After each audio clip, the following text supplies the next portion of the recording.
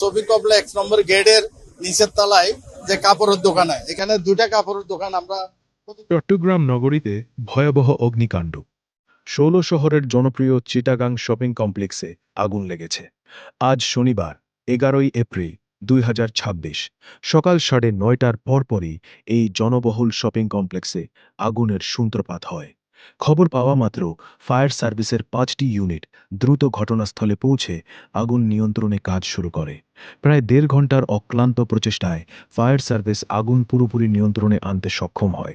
তবে চট্টগ্রাম ফায়ার সার্ভিসের সহকারী পরিচালক আনোয়ার হোসেন জানিয়েছেন, ভবনের ভেতরে এখনও ঘন ধোঁয়া রয়েছে।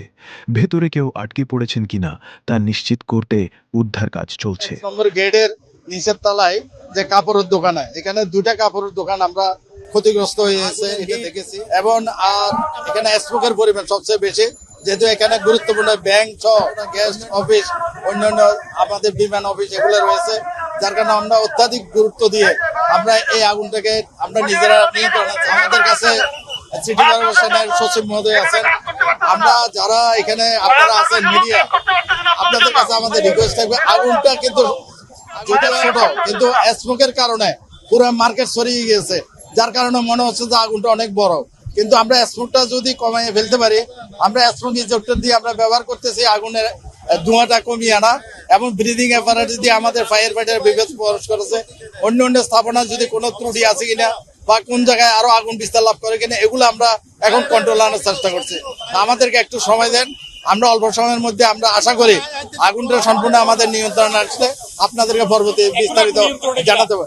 এই মুহূর্তে আমরা যেহেতু এখানে অনেক প্রচুর ধোঁয়া আছে, অন্ধকার, এখানে সবকিছু না দেখে আমরা এই মুহূর্তে বলতে পারবো না। আরো একটু আমাদেরকে সময় নিতে হবে।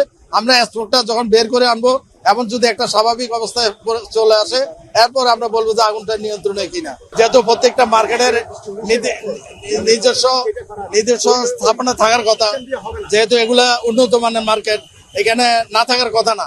যেহেতু সেফটি ব্যাপারে আমরা এটা পরবর্তীতে জানবো, কিন্তু আমাদের প্রথম কাজ হলো আগুনটা নিয়ন্ত্রণে সম্পূর্ণ নির্ধারণ করা।